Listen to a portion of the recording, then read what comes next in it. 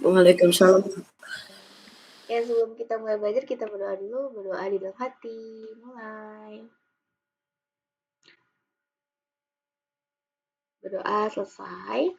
Oke, jadi hari ini sebenarnya kakak mau yang bahasa Indonesia sih, karena kan kita jarang ya bahasa Indonesia, lebih seringnya bahas yang TKN, TK nih. Jadi kakak mau bahas yang bahasa Indonesia hari ini ya. Jadi ini pure memang gambaran TKA ini soalnya nanti seperti ini. Oke, kita lihat dulu ya. Jadi kalau bahasa Indonesia ini bukan hanya tentang bacaan biasa aja ya, tapi kamu memahami bagaimana cara kamu memahami bacaan tersebut, di mana kamu disuruh memilih lebih dari satu pernyataan. Sebenarnya sama seperti TKA matematika ya. TKA matematika juga kamu disuruh untuk memilih lebih dari satu jawaban. Nah, sama seperti bahasa Indonesia, tapi kalau di bahasa Indonesia kamu harus benar-benar memahami isi ceritanya tuh apa. Oke, kita bahas ya dari yang nomor 1 sampai 3. Nah, ini terkait angsa bertelur emas. Oke, di sini mungkin bisa ganti-gantian kali ya bacanya ya. Oke, di sini ada banyak paragraf, tapi di sini kakak tandain ya. Ini untuk Alik yang baca, kemudian yang ini Bima yang baca. Nah, jadi silakan. Jadi tidak hanya membaca, kalian harus memahami bacaannya itu seperti apa ya, apa maksud dari isi bacaannya, apa makna dari isi bacaannya, kemudian siapa tokoh-tokohnya, tokoh yang baik, tokoh yang buruk itu siapa. Jadi di sini kamu harus memahami karakter tokohnya juga. Oke, boleh dibaca sambil dipahami ya. Dari Alex silakan boleh dibaca. Alex, mana Alex? Alex, Alex. Ya kak, ya kak. Ya, silakan Alex. Suatu hari seorang petani membawa seekor angsa pulang ke rumahnya. Esoknya angsa itu mengeluarkan telur emas. Angsa ajaib, kata petani. Ia segera membawa telur emas itu ke pedagang emas di pasar untuk mengetahui apakah telur itu benar-benar emas. Ini emas murni, kata pedagang emas. Pedagang membeli emas itu dengan uang yang banyak. Sejak saat itu, angsa setiap hari mengeluarkan telur emas. Kini petani telah memiliki selusin telur emas, tapi ia masih belum puas. Aku akan Oke, kaya raya, Alex. tapi aku ingin angsa mengeluarkan lebih dari satu telur emas setiap hari agar aku cepat kaya, kata petani. Oke, oh Alik lagi kurang sehat ya, kayaknya suaranya beda nih. Abis batuk ya, batuk pilek gitu ya. Iya. Cepat sembuh ya. Oke, kemudian kita ke Bima. Silakan Bima. Setelah angsa mengeluarkan telur emas yang banyak dalam sehari, petani masih belum puas juga. Angsa itu mengeluarkan banyak telur emas. Aku tidak akan menunggu besok. Aku ingin cepat kaya. Aku akan menyembelih angsa itu dan mengambil seluruh emas dalam tubuhnya, pikir petani. Petani menyembelih angsa, tapi ia sangat kaget. Ia tidak menemukan satu telur emas pun dalam tubuh angsa. Kini ia hanya bisa menyesal. Oke. Kemudian di sini berarti ini terkait tentang petani yang dimana dia memiliki seekor angsa dan dia sangat berambisi dan sangat serakah ingin mendapatkan satu telur emas. Jadi ibaratnya dia ingin mengambil seluruh emas dalam tubuh si angsanya itu karena dia sangat serakah. Balik lagi ya, sifatnya petani di sini dia serakah karena dia ingin sekali mengambil seluruh emas dari angsa yang dia punya gitu. Jadi dia sangat bahasanya serakah ya si petani ini ya. Oke. Kita baca dari nomor pertama. Nah, oke di sini sudah terlihat ya bahwa tokoh utamanya itu adalah si petani. Tadi kita lihat. Oke, nomor 1 boleh deh di sini dari Bima. Silakan Bima. Apa watak tokoh utama dalam cerita di atas? Serakah. Ya, serakah. Jadi siapa tokoh utamanya Bima yang di atas? petani. Ya, petaninya. Petani ini memiliki sikap atau karakter yang sangat serakah karena balik lagi dia itu menyembeli angsa dan tujuannya itu ya untuk mengambil suruh emas ya. Jadi balik lagi bahwa sifatnya petani ini adalah serakah. Kemudian nomor 2, oke, boleh silakan Alik, apa peribahasa yang paling tepat untuk menggambarkan akhir cerita di atas. Nah, kalau kita lihat dari endingnya dia kan namanya juga akhir ya. Berarti kalau akhir cerita itu ya kamu lihat endingnya, kamu lihat kalimat terakhirnya. Kalimat terakhirnya ini kan di sini petani akhirnya menyembeli angsa, tapi ia sangat kaget. Ia menemukan satu telur emas di tubuh angsa. Kini ia menyesal. Wah, berarti bagaimana kalau menyesal? Sama halnya seperti ungkapan yang seperti apa, Ali?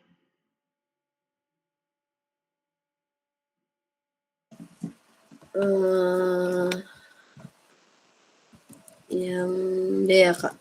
Iya, betul. Jadi nasi sudah menjadi bubur. Ibaratnya, jadi nasi sudah menjadi bubur itu artinya apa sih? Artinya adalah sebuah penyesalan yang dimana ketika kita melakukan sesuatu ya yang sebenarnya itu adalah jalan yang salah gitu. Akhirnya kita menyesal, itu penyesalan. Itu adalah nasi sudah menjadi bubur. Arti dari ungkapan nasi sudah menjadi bubur itu adalah penyesalan. Oke, kita lanjut nomor 3. Nah, di sini ada pernyataan 1, pernyataan 2, pernyataan 3. Oke, dari Bima ya. Nah, Bima, kalau dalam teks yang tadi kita sudah baca, manakah pernyataan yang sesuai dengan cerita di atas? Nah, di sini Bima menjawab ya sama seperti TKA matematika ya. Jadi ada jawaban benar lebih dari satu. Jadi kamu menjawab lebih dari satu pernyataan. Nah, kira-kira yang mana sih yang benar pernyataan? 1 sama 3. 1 sama 3, betul. Jadi di sini balik lagi bahwa petani itu dia bisa dapat banyak uang itu dari hasil penjualan angsa emas dan juga keinginan atau ambisinya si petani itu untuk menjadi kaya raya sehingga pada akhirnya petani menyesal ketika dia menyembeli angsanya itu tidak ada sama sekali emas di dalamnya gitu ya. Jadi inilah gambaran soal TKA, kamu bisa memilih jawaban lebih dari satu pernyataan. Oke, kita lanjut ya, Ana. Wah, banyak nih. Oke, mungkin ini bisa kita bagi-bagi ya dari KSP dulu yang pertama ya. Jadi ini terkait tentang makanan bergizi seimbang. Makanan bergizi seimbang sangat penting bagi anak usia sekolah. Manfaatnya adalah untuk menjaga energi mereka dalam menjalani berbagai aktivitas serta mendukung tumbuh kembang yang lebih optimal. Selain itu, makanan bergizi juga berperan dalam menjaga daya tahan tubuh dan meningkatkan konsentrasi belajar. Kita lanjut yang kedua. Paragraf kedua boleh silakan Alik. Paragraf ketiga Bima. Silakan. Pelan-pelan aja Alik.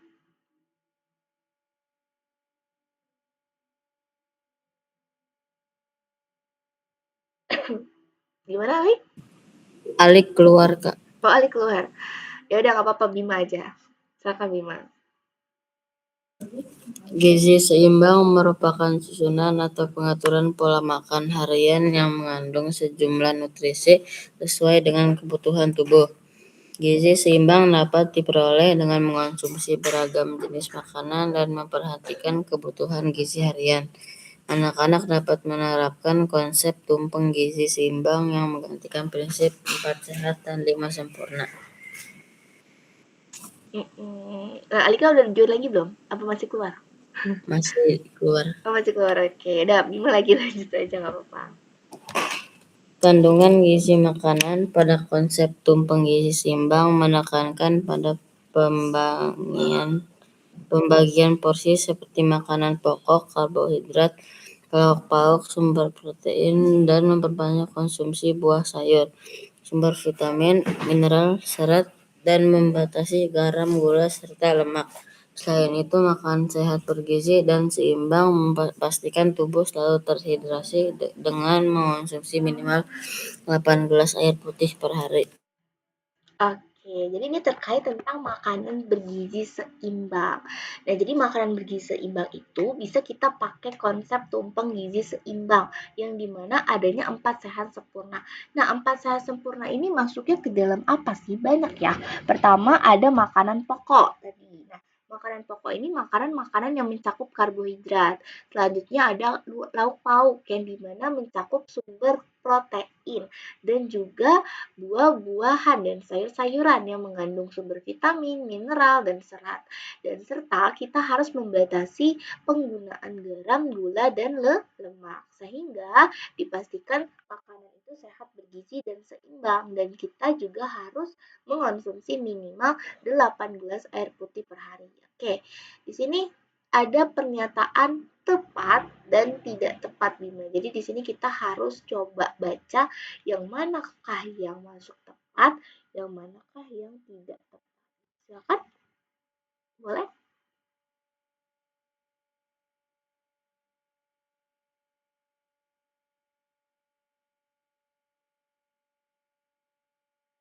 Silakan.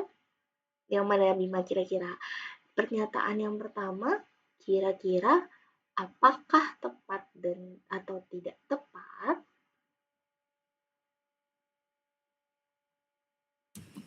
Tepat. Tepat. Karena gizi di sini yang kita maksud itu adalah zat yang makanan pokok yang diperlukan bagi pertumbuhan dan kesehatan badan. Berarti sudah pasti pernyataan pertama tepat. Kita checklist ya. Oke, selanjutnya yang pernyataan dua, apakah tepat dan tidak tepat?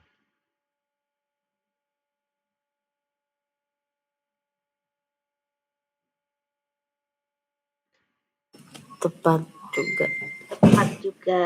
Oke, kita lihat ya. Aktivitas itu apa sih? Aktivitas itu adalah yang dimana ketika sebuah aktivitas atau kegiatan atau kesibukan yang dilakukan sebagai pekerjaan gitu ya.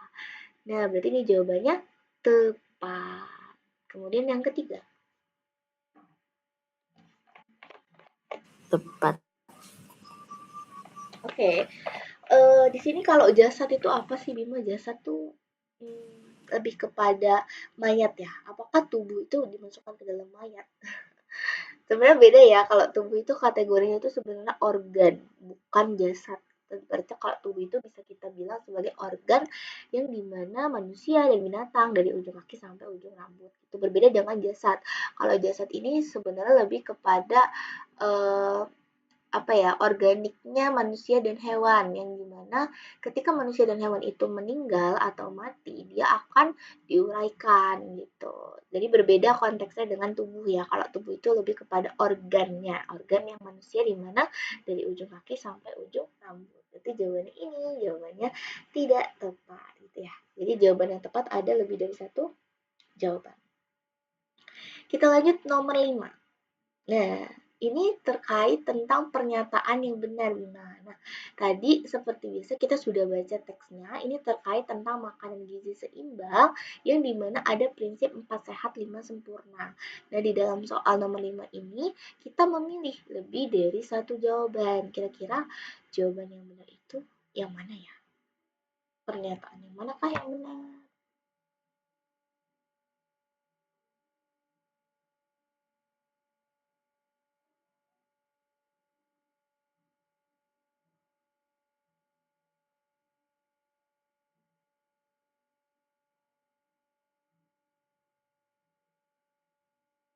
Dua sama tiga. 2 dan 3. Mampu mereka untuk menjaga energi mereka menjalani aktivitas berbagai aktivitas serta mendukung tumbuh kembang yang lebih optimal. Ya, betul. Makanan bergizi juga berperan dalam menjaga daya tahan tubuh dan meningkatkan konsentrasi belajar. Oke, betul ya. Jadi jawabannya 2 dan 3. Betul. Jadi kalau misalkan di dalam soal TKA nanti, Bima di sini disuruh untuk memilih lebih dari satu jawaban. Di sini ada 2 dan 3 yang benar ya. kita lanjut. Kira-kira kalau dalam penggunaan konsep dalam tumpeng gizi, kira-kira apa makanan yang diperbanyak untuk dikonsumsi? Kira-kira akan kalau makanan itu kalau kita lihat dalam tumpeng gizi itu kan ada lauk pauk, ada sayur, ada buah, ada air putih dan sebagainya. Nah, kalau kita lihat dari tumpeng gizi, nah tumpeng gizi ini yang lebih banyak itu kira-kira apa sih? Sayur. Sayur. Nah, kalau kita lihat ya benar. Jadi sayur ya kalau kita di sini. Nah, jadi kalau tumpeng gizi itu bisa kita bikin tumpeng seperti ini. Ini anggaplah tumpeng ya. Nah, jadi kalau tumpeng gizi itu yang paling banyak itu ya karbohidrat kayak nasi ya. Pokoknya karbohidrat yang sifatnya karbohidrat atau untuk sumber tenaga atau sumber energi. Nah, kemudian di atas nasi itu ada sayur sama buah-buahan gitu. Nah, ada sayur, lalu ada buah. Nah, selanjutnya di atas sayur dan buah-buahan ada lauk pauk gitu. Ya. Tapi kan banyak yang ngomong gini, tapi kan kalau kita mengonsumsi itu lebih banyak kan biasanya lauk pauknya dibandingkan sayurnya. Tapi kalau dalam tumpeng gizi ini, lauk pauk sama sayur buah itu harus lebih banyak sayur buah gitu dibandingkan lauk pauknya. Kemudian yang paling pertama di sini adalah air putih. Gitu ya. Nah, kalau yang paling atas ya paling kayak makanan yang mengandung gula-gula aja. Nah, itu harus harus paling sedikit dikonsumsi dibandingkan yang ini. Oke, berarti jawabannya benar sayur. Oke, kita lihat di sini infografik. Nah, ini terkait tentang Kiai Hajar Dewantara. Mungkin di sini kita lihat ya bahwa Kiai Hajar Dewantara ini lahirnya di Yogyakarta tanggal 2 Mei 1889. Nah, Kiai Hajar Dewantara ini dia merupakan bapak pendidikan Indonesia. Kayak sekali lagi ya, di sini tolong dipahami baik-baik. Kiai Hajar Dewantara ini adalah bapak pendidikan Indonesia sehingga di mana dia menggagas atau menyetuskan pendidikan karakter di tanah air. Tanggal lahirnya diperingati sebagai Hari Pendidikan Nasional. Nah, sekali lagi di sini Kiai Hajar Dewantara memiliki banyak sekali sejarah dari tahun 1908 menjadi anggota Budi Utomo, 1912 mendiri Indisi Partij, dan 1913 dia diasingkan ke Belanda dan mengkritik pemerintah kolonial. Nah, jadi sejarahnya banyak ya. Dia juga mendirikan beberapa sekolah yang dinamakan dengan Taman Siswa yang ada di Yogyakarta, menjadi anggota Empat Serangkai, kemudian mendirikan Pusat Tenaga Rakyat, dan sebagai pahlawan nasional. Jadi kita kategorikan selain menjadi Bapak Pendidikan Indonesia, si Kiai Hajar Dewantara ini ditetapkan sebagai pahlawan nasional. Ya. Oke, kita lanjutkan. Di sini di dalam sebuah teks kakak mau tanya ke Alik ya. Alik sudah masuk ya, Alik? Alik sudah masuk ke Google Meet-nya? Sudah, Kak. Oke, nah tadi kita sudah lihat bahwa ini adalah infografik ya. Infografik di sini terkait tentang Bapak Kiai Hajar Dewantara.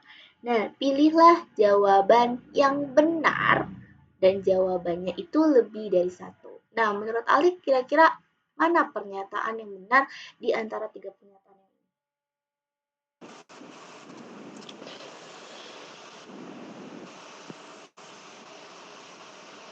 Yang nomor 2 sama 3 ya. 2 sama 3. Kita lihat ya. Apakah betul Bapak Dewantara ini mendirikan organisasi Budi Utomo? Kita lihat ya di atas. Nah, menjadi anggota. Jadi, Bapak Kiai Hajar Dewantara ini, dia bukan pendiri dari Budi Utomo, tapi dia anggota saja. Jadi bukan pendirinya. Ya, dia hanya sebagai anggotanya saja. Berarti pernyataan yang benar yang mana, Alik? Pernyataan lebih dari satu jawaban, berarti pernyataan yang mana yang benar? Pernyataan, coba kita lihat apakah yang mana, coba Alik, bisa dijawab?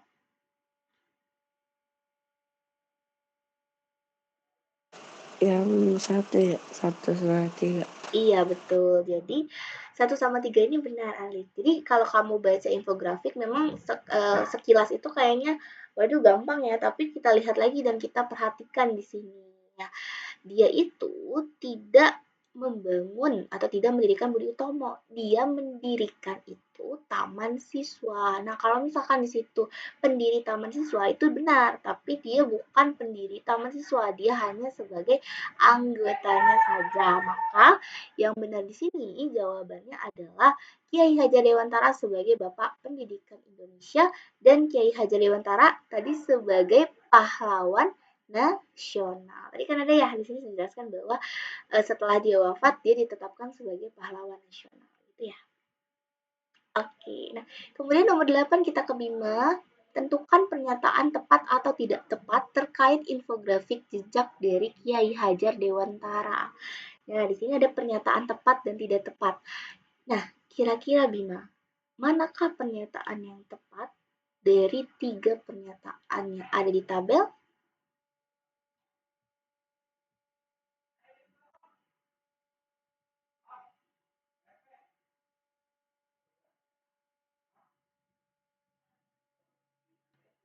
Tepat.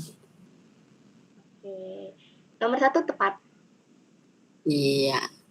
Tidak tepat. Oke, sekali lagi Kakak jelaskan ya. Kenapa tidak tepat? Karena di sini awalannya di. Kalau awalannya di, itu untuk kalimat yang pasif, Bima. Ya. Sedangkan kalau me itu untuk kalimat yang aktif. Itu berbeda, Bima. Nah, contohnya kalau kalimat pasif, ya mungkin kita bikin kalimat aktifnya dulu ya. Misalkan, Bima mempelajari bahasa. Nah, ini kalimat aktifnya karena di sini depannya itu me dan subjeknya letaknya ada di depan, objeknya ada di belakang. Sedangkan kalau kalimat pasif itu terbalik, objeknya ada di depan, subjeknya ada di belakang. Dan untuk predikatnya itu diganti dari me menjadi di. Itu. Jadi seperti apa? Bahasa. Nah, me-nya diganti jadi di. Bahasa dipelajari di mana. Tuh keren nih. Objeknya sekarang di depan, subjeknya di belakang. Gitu. Jadi kita simpulkan bahwa pernyataan pertama ini salah. Kayak pernyataan kedua,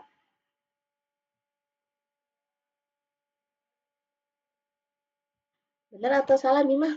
Pernyataan kedua. Tepat. Tepat. Oke, betul ya, karena ada kata menyiapkan. Menyiapkan di sini depannya imbuhan me, belakangnya imbuhan kan. Berarti benar ya, kita bisa simpulkan benar. Pernyataan ketiga,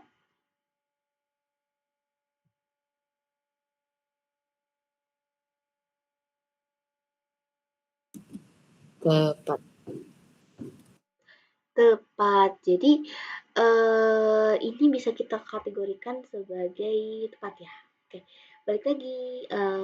Apa itu kata dasar yang tidak luluh? Kata dasar yang tidak luluh itu adalah kata dasar yang dimana dia memiliki imbuhan yang setelah imbuhannya itu adalah eng. Nah, eng. Biasanya imbuhannya tuh yang ada engnya, terus yang ada eh, kemudian eh, S, N sama S gitu. Misalkan contohnya mengganggu. Nah, itu masuknya ke kata dasar yang tidak lulu karena di sini kan kata dasarnya itu ganggu ya. Nah, di sini ada kata meng. Mengnya kan NG-nya 2 kali ya, mengganggu gitu. Jadi kalau imbuhan meng itu dia kata dasarnya itu tidak luluh ya, karena dia meng. Sini menggagas ada engnya di sini. Setelah imbuhan me itu adalah kata dasar yang tidak luluh ya.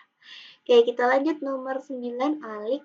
Manakah kalimat tanya yang sesuai dengan infografik jejak Ki Hajar Dewantara?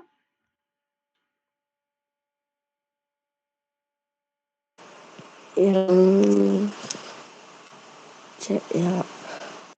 Iya, yang C. Mengapa Kiai Hajar Dewantara itu diasingkan Belanda? Betul, Jadi kita kan di sini pasti bertanya-tanya ya, mengapa sih si Kiai Hajar Dewantara itu diasingkan ke Belanda kan gitu. Jadi kita sangat tertarik dengan pernyataan ini karena di dalam pernyataan ini tuh ibaratnya tidak terlalu dijelaskan terkait tentang mengapa Ki Hajar Dewantara itu diasingkan ke Belanda gitu ya. Kita lanjut ke bunga anyelir. Oke. Mungkin di sini kita lihat ya. Nah, ini boleh silakan udah Kakak aja deh yang baca deh. Tapi kalau pahamin ya terkait bunga anyelir ini ya, tolong dipahami dan didengarkan baik-baik. Karena kan kalau bahasa Indonesia itu memang identiknya kamu membaca, berbeda dengan matematika. Kalau matematika kan kamu lebih seringnya menghitung daripada membacanya. Nah, kalau bahasa Indonesia kamu lebih sering membacanya gitu. Jadi kalau ada teks selain dibaca juga harus dipahami gitu ya. Bunga anyelir atau Carnation adalah lambang kelahiran dari beberapa negara seperti Jepang dan Amerika Serikat. Bunga anyelir selalu dipajang pada saat perayaan Hari Ibu. Oke, ini fakta ya. Jadi kamu tuh membedakan antara yang mana yang fakta, yang mana opini gitu. Nah, jadi kalau fakta itu sudah jelas-jelas ada di dalam teks dan dia benar-benar terjadi. Sekali lagi ya. Dan benar-benar memang ada kejadian terjadi itu fakta.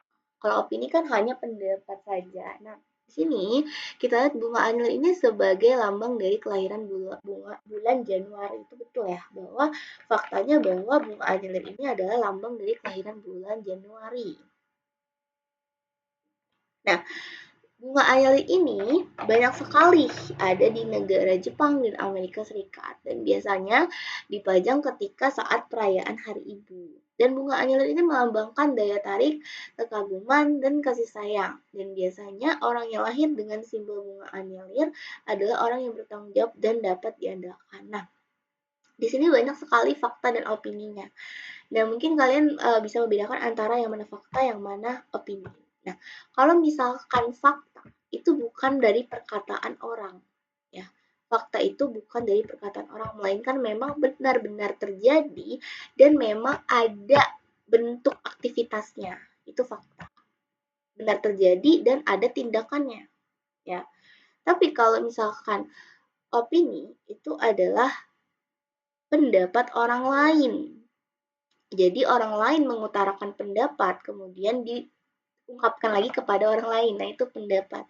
Nah, contohnya seperti ini. Biasanya orang lahir dengan, nah, ada kata biasanya. Nah, biasanya di sini adalah kategorinya pendapat orang. Berarti kan maksudnya ke dalam opini. Karena nggak semua orang ngomong kayak gini, nggak semua orang berkata seperti ini dan tidak selamanya itu terjadi gitu karena nggak selamanya orang yang punya simbol bunga anjelir ini orang yang bertanggung jawab dan dapat diandalkan. Banyak kok orang yang lahir tidak dengan simbol bunga anjelir tapi dia bertanggung jawab dan dapat diandalkan gitu. Jadi bertanggung jawab dan dapat diandalkan ini tidak tergantung pada simbol bunga. Itu hanya mitos dan hanya opini atau pendapat orang-orang tertentu saja gitu ya. Nah, oke, sekali lagi kita lihat di sini. Mungkin Bima bisa jawab jawabannya. Tentukan yang mana termasuk fakta dan opini dari pernyataan berikut. Tadi sudah kakak jelaskan ya terkait fakta dan opini. Silakan Bima, yang mana fakta, yang mana opini?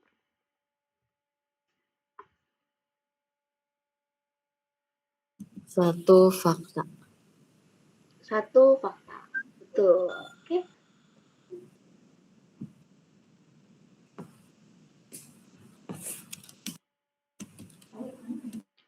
Nah, kalau memang benar-benar ada dan benar-benar emang dipajang itu bukannya di Amerika sama di Jepang berarti benar, itu fakta gitu. Kan tadi dalam teks ini ya bahwa bunga anyelir ini adalah perayaan Hari Ibu. Berarti benar atau fakta atau opini? Fakta. Iya, fakta, betul. Oke, nah kemudian yang nomor 3. Opini. Opini, betul sekali. Jadi kalau yang nomor 3 ini kan katanya biasanya, ya kan nggak selamanya orang yang punya simbol bunga anjelir itu tanggung jawab ya, tapi banyak juga kok orang yang dia dia lahir bukan dari simbol ini, tapi dia bertanggung jawab ya. Jadi ini hanya sekedar pendapat atau opini orang aja. Nah, kita lanjut ke Alik. Alik, silakan dipilih mana pernyataan yang benar dan jawabannya benar lebih dari satu. Jadi, Alik pilih jawaban yang lebih dari satu. Yang mana saja pernyataan yang benar dari pernyataan 1, 2, dan 3?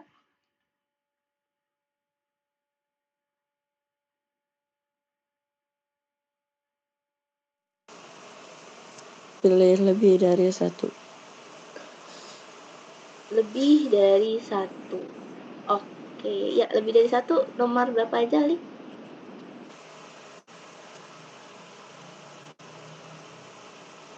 Nomor 1 dan 3.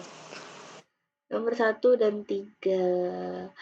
Oke, kita lihat ya di dalam teksnya. Kata Januari ditulis dengan huruf kapital karena nama bulan. Nah, kalau kita lihat betul ya, karena kalau nama bulan itu biasanya memang harus menggunakan huruf kapital. Misalnya Alik lahir tanggal 6 Juni. Nah, Juninya harus besar, J-nya harus besar di sini. Ya, karena memang ya identiknya seperti itu. Kalau nama bulan itu harus menggunakan huruf kapital, betul ya? Nah, kata anyelir ditulis dengan huruf kapital. Tidak ya, jadi beda halnya dengan nama bunga. Kalau nama bunga nih nggak harus pakai kapital. Misalkan bunga mawar, ya udah mawarnya kecil nggak apa-apa. Gitu. Jadi memang tidak menggunakan huruf kapital, mainkan pakai huruf kecil ya. Oke, kita lanjut nomor 3. Kata hari, huruf kapital karena nama peristiwa sejarah atau hari raya resmi. Iya, betul. Jadi, kalau misalkan penggunaannya hari ibu, itu harus besar, tapi hanya kecil ya. Jadi, oke, ya harinya tuh harus besar, hari ibu. Nah, seperti ini. Karena ini adalah hari dari perayaan. Begitupun juga dengan hari contohnya hari Idul Fitri kan gitu. Nah, berarti kan H-nya besar itu ya. Jadi memang kalau hari-hari raya resmi, hari raya prasejarah atau sejarah lainnya, yaitu harus menggunakan huruf kapital H-nya ya. Oke, kita lanjut nomor 12. Boleh silakan Lina.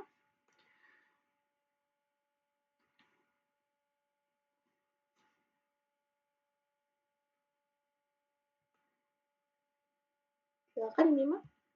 Apa sinonim dari kata lahir? Apa sinonim Bima? Persamaan atau lawan kata? Muncul, Ya, muncul, betul. Sinonim itu apa? Persamaan kata atau lawan kata? bersamaan, Persamaan. Oke, nah jadi kalau persamaan sendiri itu merupakan kata yang sama. Ya. Lahir itu kan muncul, berarti kalau mati itu masuknya ke dalam apa? Apa lawan katanya sinonim? Apa Bima? antonim, Antonim apa? perbedaan kata. Ya, atau lawan kata. Betul. Itu ya. Jadi itulah ada antonim dan sinonim. Oke, kita lanjut ya. Ini tentang kebati. Jadi kebati ini bukan nama orang ya, tapi nama kelelawar. Oke, ini namanya kebati. Mungkin di sini kakak minta untuk kamu bacanya dalam hati aja, sambil kamu pahami baik-baik ya. Nanti kakak kasih waktu 2 menit untuk kamu baca dan kamu pahami makna dari siapa sih kebati itu. Lalu kebati itu tuh dirawatnya sama siapa. Terus selanjutnya tokoh-tokoh di dalam cerita kebati itu siapa aja. Ada bibi kata kakak tua, ya kamu lihat di sini ya. Jadi tolong dipahami baik-baik terkait tentang ceritanya kebati ini. Ya, tolong dipahami baik-baik ya untuk cerita kebati ya. Oke, kakak kasih waktu 2 menit untuk baca dan pahami teksnya. Kemudian nanti yang bawahnya kita isi ya. Oke, silakan. Oke, berarti sudah paham ya ini terkait tentang kebati. Jadi kebati ini adalah seorang kelelawar yang dimana dia memiliki hidup rukun dan saling berdampingan dengan komodo, burung, kakatua, musang, dan kelelawar. Dan kebati ini dia mendengar sebuah permintaan tolong dari bibi burung kakatuanya. Nah, karena anak bibinya itu sakit demam dan ibunya nggak bisa cari obat karena gelap dan dingin. Nah, Kebati itu menawarkan bantuan istilahnya dan dengan memanfaatkan kemampuannya Kebati, akhirnya dia terbang dalam kegelapan.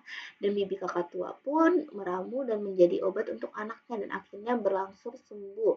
Keesokan harinya, bibi kakak tua mengunjungi Kebati dan mengucapkan terima kasih karena dia baik hati dan juga suka menolong. Oke, berarti sudah bahwa kita ketahui bahwa karakternya Kebati di sini adalah dia protagonis. Dia memiliki karakter yang sangat baik dan suka menolong ya. Kita lanjut nomor 13 di sini tadi ini Bima ya. Sekarang Alik. Oke. Alik boleh tentukan pernyataan setuju dan tidak setuju terkait dengan pernyataan yang ada.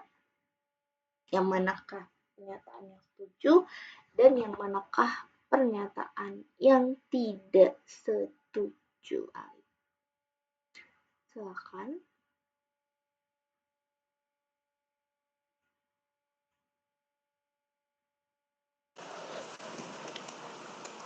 Yang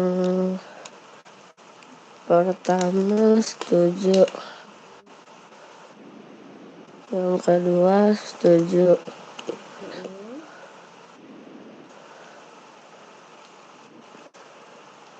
yang ketiga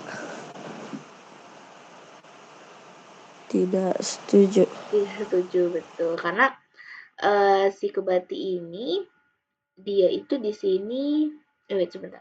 Kebati terbang dalam kegelapan hingga tiba di perbatasan hutan. Nah, ada nilik kata-kata nilik. Iya. Iya, berarti setuju. Oke, berarti di sini adalah setuju. Berarti setuju semua ya bahwa di sini dijelaskan bahwa Kebati ini adalah seekor kelawar berhati malaikat karena dia baik sekali ya dan juga di sini tadi dia menolong si bibi burung kakak tua gitu karena dia minta tolong dan Kebati itu bisa terbang melalui kegelapan di perbatasan hutan. Betul. Berarti jawabannya itu adalah yang 1, 2, dan 3 gitu ya. Oke, kita lanjutkan kemudian. Oke, ini silakan Bima seperti yang tadi ya. Seperti soal TKA lainnya, pilih jawaban yang benar dan jawaban itu lebih dari satu jawaban. Maka di dalam teks yang tadi Bima harus menjawab lebih dari satu pernyataan yang benar. Kira-kira pernyataan yang benar yang mana? Bima?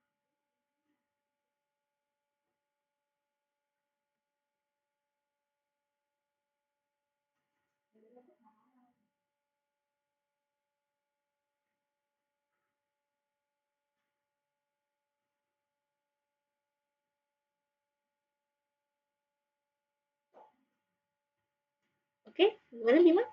Jawaban yang benar yang mana?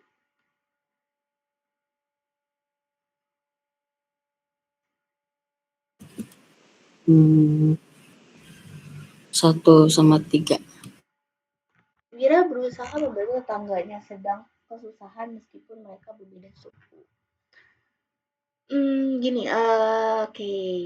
Betul ya, satu itu betul betul. Nah, karena gini loh, ini cocok loginya aja, nggak selamanya kamu milih pernyataan itu sesuai sama teks, tapi pernyataannya ini masih ada sangkut pautnya dengan si teksnya tersebut gitu. Nah, kalau kita lihat dari kejadiannya si Kebati itu, kalau dalam kehidupan sehari-hari, contohnya tuh seperti apa? Misalkan kayak tetangga ada kesulitan, meskipun mereka bersepeda suku, nah mereka tetap saling tolong menolong. Sama halnya seperti Kebati. Kebati itu kan kelawar, dia bantu burung kakak tua yang dimana dia tuh beda jenis ya, beda jenis burung, yang satu burung kakak tua berbeda jenis, yang satunya burung yang satunya kelawar gitu. Meskipun mereka berbeda tapi si Kebati ini kan tetap menolong si bibi kakak tuanya itu gitu. Dan juga yang tiga dimana Made memberikan hasil kebunnya sebagai ucapan terima kasih karena Windu sudah membantunya, betul. Jadi ini adalah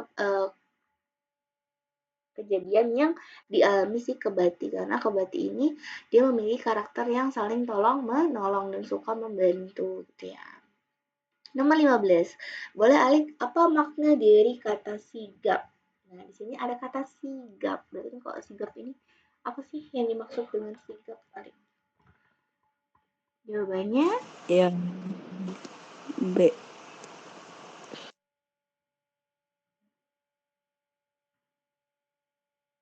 ya B, betul, bergerak cepat. Jadi sigap itu artinya cepat ya, bergerak secara cepat, tepat. Nah, sikap. Oke, kita lanjut. Di sini terkait tentang energi ya. Nah, di sini boleh dibaca dulu untuk teksnya, Arjun Bima. Teksnya lumayan cukup panjang ya. Jadi tapi kamu ya intinya aja kamu ini terkait tentang apa sih? Terkait tentang energi. Energi itu ada dua ya, dipahami baik-baik bahwa energi itu ada energi yang tak terbarukan dan energi yang terbarukan. Sebenarnya gini, kenapa kok bahasnya jadi IPA gitu? Padahal kan sebenarnya bahasa Indonesia. Tapi kan balik lagi karena kita mencakup tentang teks atau cerita itu tidak selamanya terkait tentang bahasa Indonesia. Cerita itu banyak ya. Tadi salah satunya adalah sejarah yang tadi tentang Ki Hajar Dewantara dan juga ini tentang cerita maksudnya masuk ke dalam cerita fiksi. Jadi kan cerita itu ada dua ya. Kalau bahasa Indonesia itu cerita itu ada dua. Ada cerita fiksi, ada cerita non fiksi. Kalau cerita non fiksi itu adalah cerita yang sifatnya nyata. Sifatnya nyata dan sifatnya ilmiah.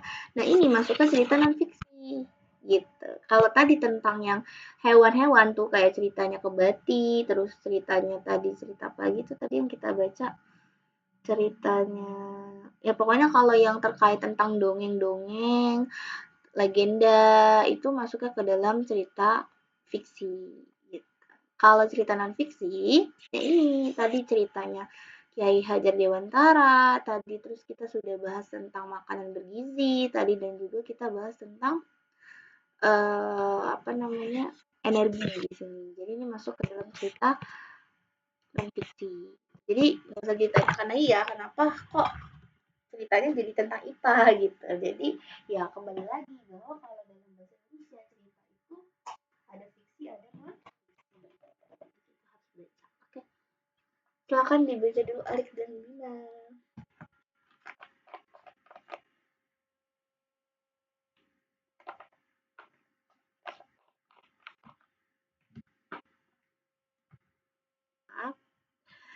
Oke, nah kira-kira manakah bagian yang sesuai untuk menggambarkan informasi teks tersebut? Oke, ini bagian dari tadi yang ini Alik ya, sekarang Bima. Oke, Bima, kalau yang A kira-kira jawabannya benar atau salah? Apakah terkait tentang informasi di atas?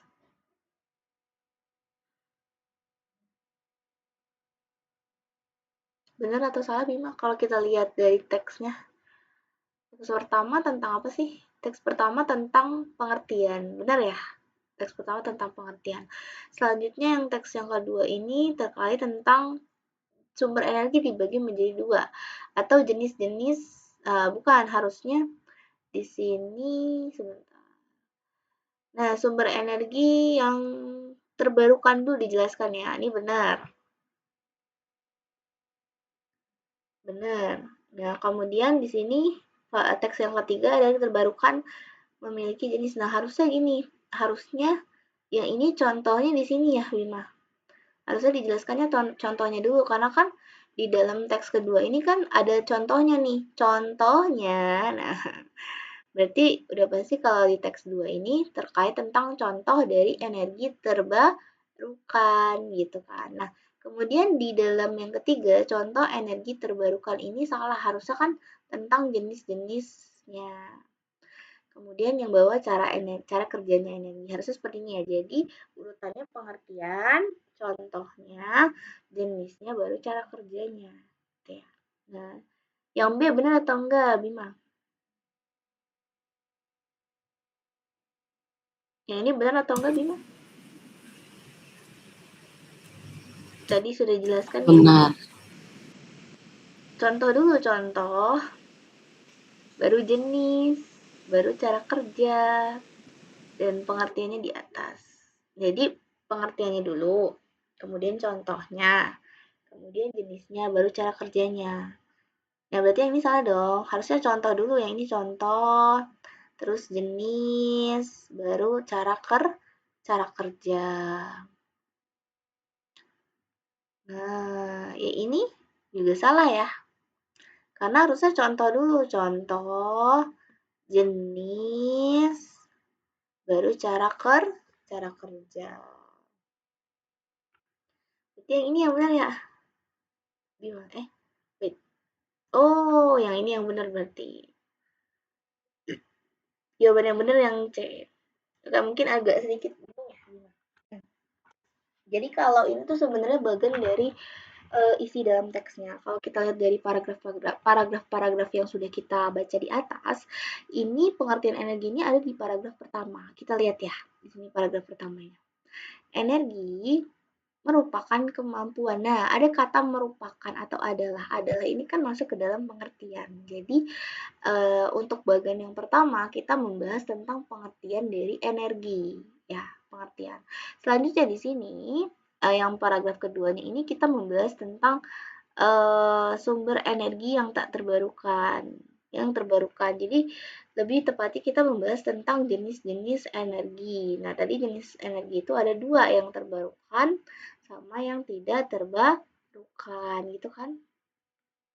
Nah, kemudian di dalam teks yang ketiga atau paragraf ketiga di sini jenis-jenis energi terbarukan. Kita lihat ya, paragraf ketiga di sini kita membahas tentang energi-energi yang terbarukan. Apa saja sih energi yang terbarukan? Jenis-jenisnya ada matahari, ada angin, ada air, dan panas bumi. Berarti untuk yang paragraf ketiga ini betul menjelaskan tentang jenis-jenis dari energi terbarukan. Betul ya? Lalu yang terakhir, cara kerja energi terbarukan. Apakah betul-betul? Karena di sini dijelaskan tentang PLTA. PLTA ini adalah pembangkit listrik tenaga air yang dimana kita membahas tentang cara kerja dari energi terbarukan. Gitu. Jadi kalau misalkan ada soal bagan seperti ini, kamu pahami baik-baik tentang paragraf 1, paragraf 2, paragraf 3, paragraf 4 itu tentang apa. Gitu. Kemudian nanti kita simpulkan ke dalam bagan yang bentuknya seperti ini. Gitu ya. Oke, kita lanjutkan. Next. Ke Alif. Pernyataan dari nomor. Yang manakah yang benar? Jawabannya lebih dari satu jawaban.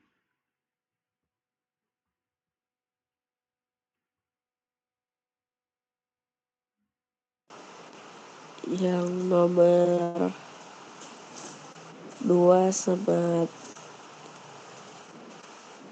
3 apa 1? Kalau gas alam itu digunakan ya bakal cepat habis ya. 1 benar. Iya. Jadi jawabannya 1 dan 2 ya. Nah, 2. betul. Jadi PLTA ini adalah pembangkit listrik tenaga air yang dimana tadi memanfaatkan air gas untuk menghasilkan listrik, itu betul. Dan gas alam itu masuk ke dalam kategori energi yang tak terbarukan. Nah, mungkin ini sekaligus seperti ilmu IPA ya, bahwa kalau energi tak terbarukan itu adalah energi yang dimana ketika kita gunakan itu akan habis. Jadi penggunaan untuk energi yang tak terbarukan ini harus digunakan secara bijak. Jika tidak, maka energinya itu akan habis. Dan gas alam ini masuk ke dalam energi yang tak terbarukan, gitu ya. Nah, kita lanjut nomor 18, Bima. Nah, paragraf keempat, Bima. Tadi paragraf keempat ini tentang cara kerja dari energi tak terbarukan, yang dimana cara kerja energi terbarukan, yaitu PLTA atau pembangkit listrik tenaga air ya, Bima. Tadi kita lihat di paragraf keempat ya, berarti gagasan pokoknya ini tentang apa dulu?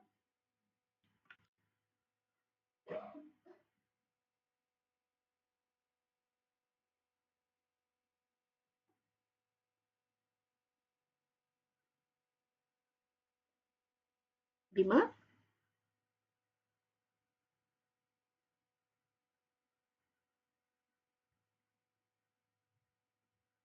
Bima? Halo Bima. Ya, Kak. Oke, jawabannya yang mana yang benar, Bima?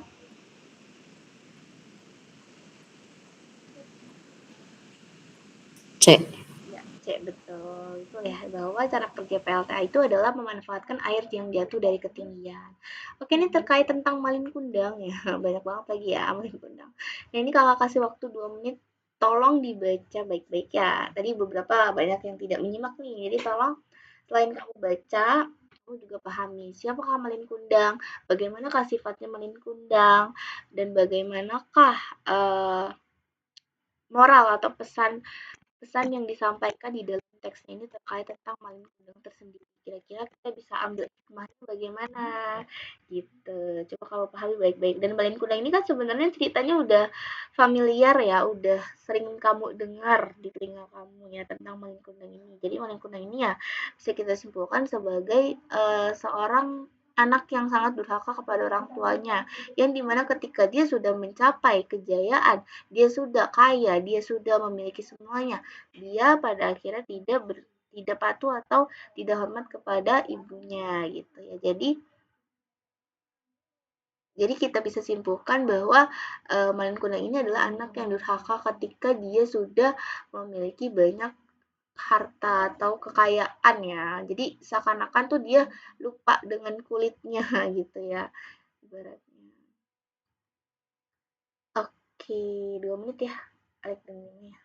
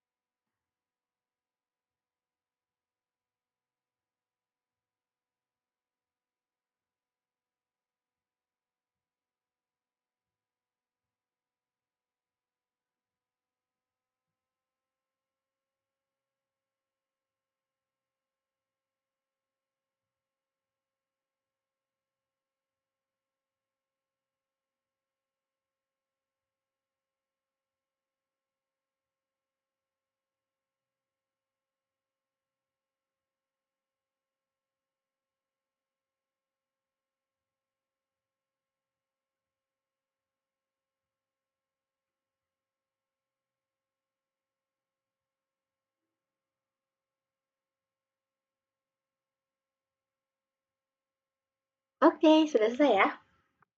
Coba kita jawab nomor 19. Nah, oke kita ke Bima. Bagaimana Kak Bima untuk nomor 19? Kira-kira jawabannya itu yang mana aja ya? Seperti pernyataan di atas, kira-kira kita bisa simpulkan pesan moral apa yang bisa kita ambil dari teks Malin Kundang sendiri? Kira-kira jawabannya yang mana Bima? 1 sama 3. Ya, betul. 1 dan 3. Tadi kita dibilang kan bahwa Malin Kundang ini adalah sosok anak yang durhaka, yang tidak hormat dan menghargai orang tuanya, terutama ibunya gitu, betul ya. Dan status sosial itu bukan segalanya, jangan sampai membuat lupa diri. Kalau kita lihat kan dari teks itu kan si Malin Kundang itu adalah anak yang dimana dia tumbuh, kemudian dia merantau ya keluar dan dia jadi orang kaya gitu dan sampai akhirnya dia lupa dengan ibunya sendiri gitu dan membuat dia menjadi anak durhaka dan tidak menghormati ibunya. Kita lihat lagi nomor 20. Silakan. Alif, sebutkan yang sesuai dan tidak sesuai, Alif. Yang sesuai yang mana? Yang pertama tidak sesuai. Yang kedua sesuai. Yang ketiga, istri Malin Kundang merupakan tokoh antagonis. Kita bisa bilang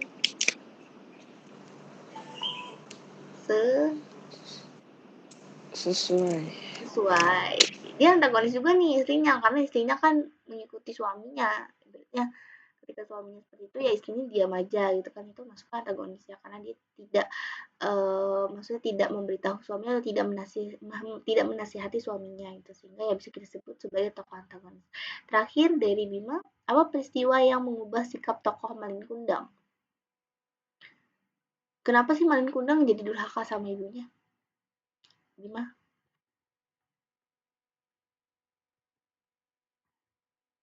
Gimana Bima?